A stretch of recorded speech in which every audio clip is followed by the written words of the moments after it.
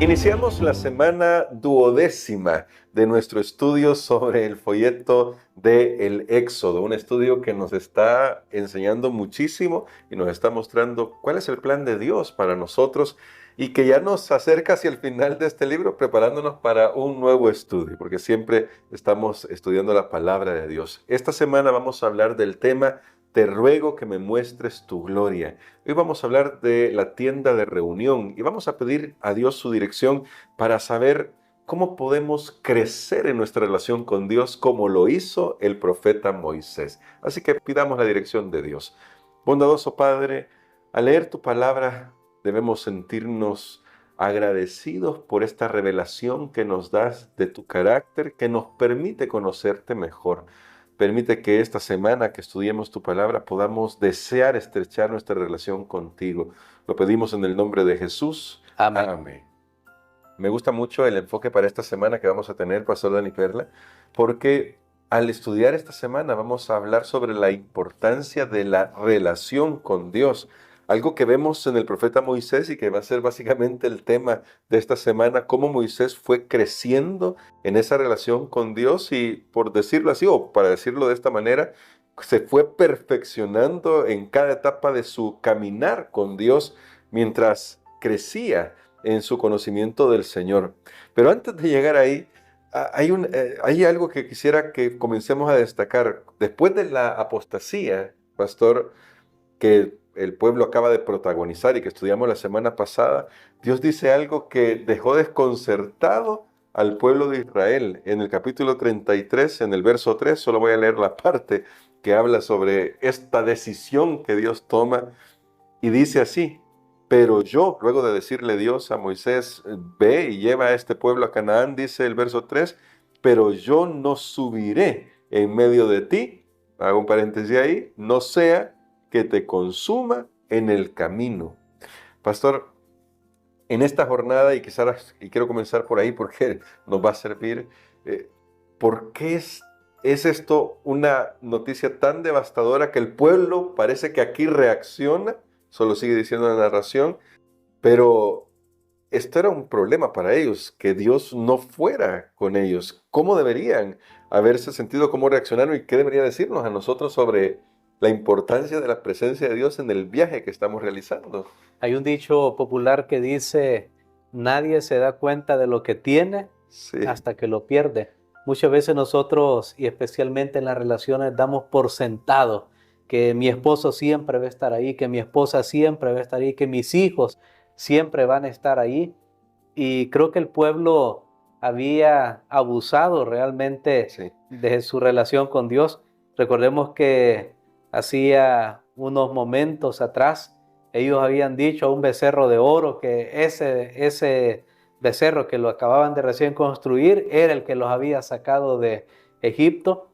Así que Dios dice, bueno, no me quieren a mí, ok, yo me hago a un lado, pero ustedes saben que no. Ahí el pueblo reaccionó, ahí el pueblo entendió realmente de qué se trataba. Ellos sabían al final que era Dios quien los había guiado, quien los había conducido hasta ahí, quien había hecho maravillas en Egipto.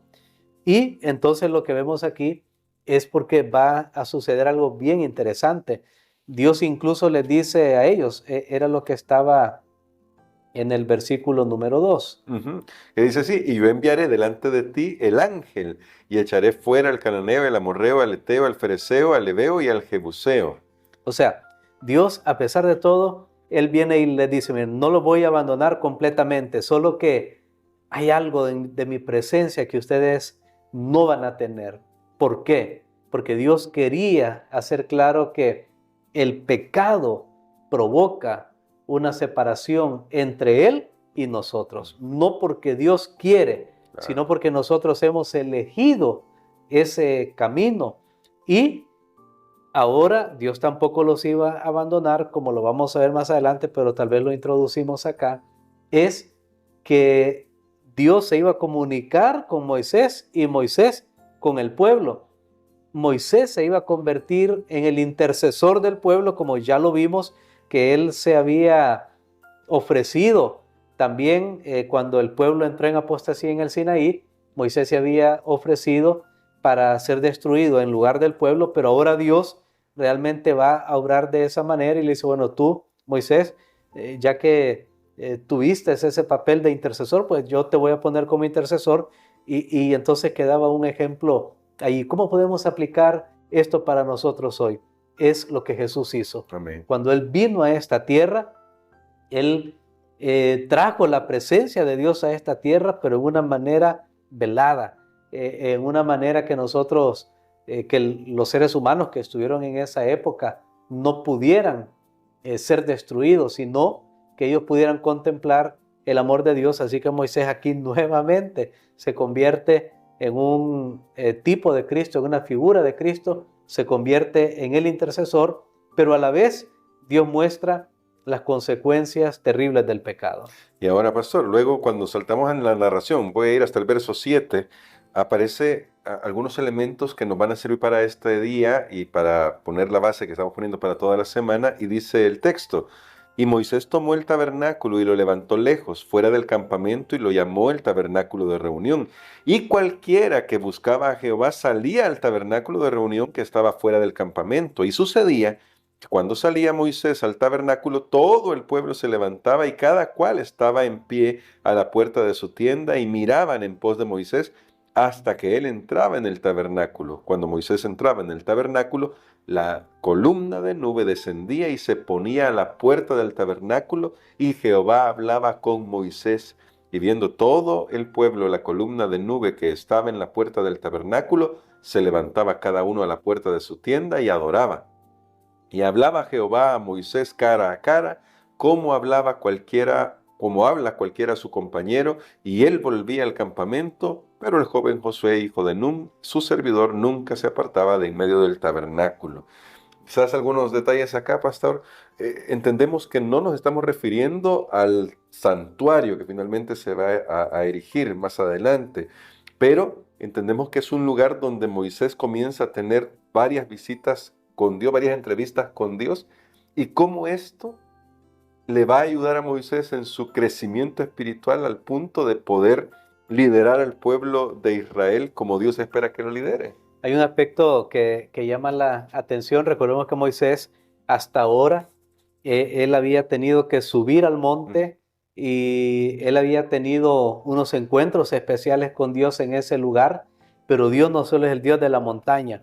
De hecho, hay un canto que dice, el Dios de la montaña es el mismo del valle también.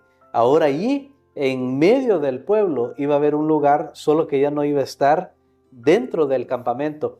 Es como que Dios está diciendo, bueno, de hoy en adelante, si alguien de verdad está interesado en buscarme, va a tener que demostrar que está interesado en buscarme. Han tenido todo fácil, han dado por sentado mi presencia, se han aprovechado de mi nobleza, como lo diríamos nosotros.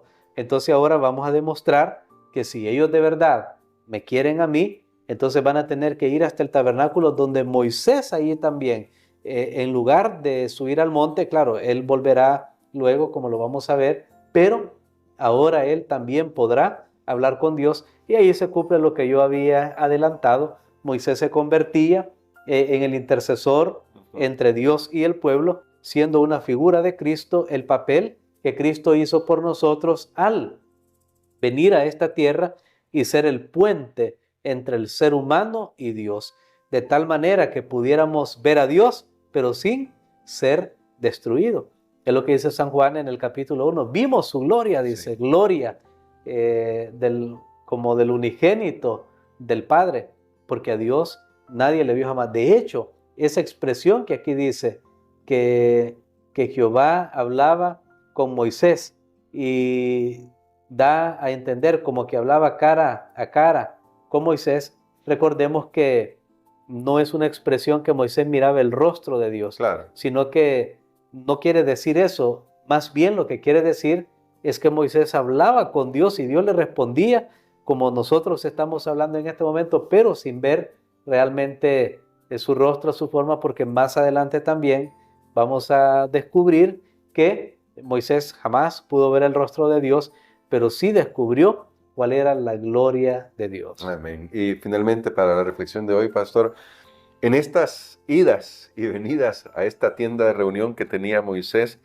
como usted dijo antes, tenemos el problema los seres humanos de dar por sentados nuestras relaciones, especialmente si son muy cercanas, y ese es un problema que tenemos, pero Moisés pudo ir aprendiendo un poco más acerca del carácter de Dios. Creo que esto fue muy aleccionador para él, y esto me hace pensar, y lo vamos a descubrir más adelante, esto de cómo profundizó su relación con Dios, pero esto me hace pensar en cómo nosotros podemos tener un espacio especial para conectarnos con Dios. Dios nos ha dado grandes bendiciones como el sábado, como el poder ir a la iglesia, pero ¿cómo podemos hacer que esto sea algo tan real, práctico para nosotros, que nos permita profundizar nuestra comunión con Dios, como vemos que sucedió en la vida del siervo Moisés? Bueno, nosotros los seres humanos somos seres de hábito. Los evolucionistas dirán animales de hábito, porque es interesante cuando uno observa a los animalitos, cómo ellos hacen sus hábitos. Si usted tiene mascota, ¿verdad? Sí. Usted se da cuenta que ellos son de hábito, pero también nosotros los seres humanos, no es que estoy diciendo que somos Claro.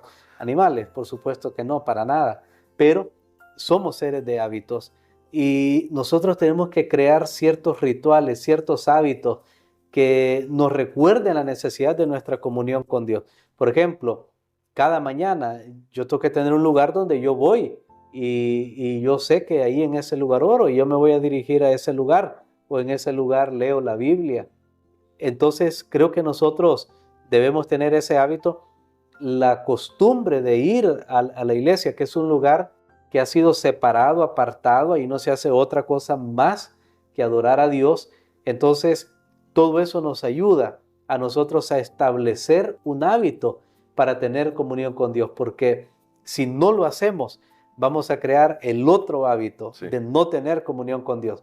El libro de Hebreos, por ejemplo, dice que no vayamos a caer como aquellos que tienen por costumbre no reunirse. Su hábito fue no reunirse. En Lucas 4 leemos que la costumbre de Jesús en los días sábados era ir a la sinagoga. Todo es un hábito, es una costumbre, pero hay un hábito que debemos hacer y creo que es el más importante, porque sí, está bien, yo puedo leer esta mañana 2 capítulos de la Biblia, puedo incluso estudiar mi lección, pero de ahí hasta el día siguiente que vuelva a leer la Biblia, yo pienso en Dios. Pero entonces recordemos que tenemos que hacer el hábito que tenía Enoc. La Biblia dice, Enoc caminó con Dios. ¿Y qué es caminar? Es andar.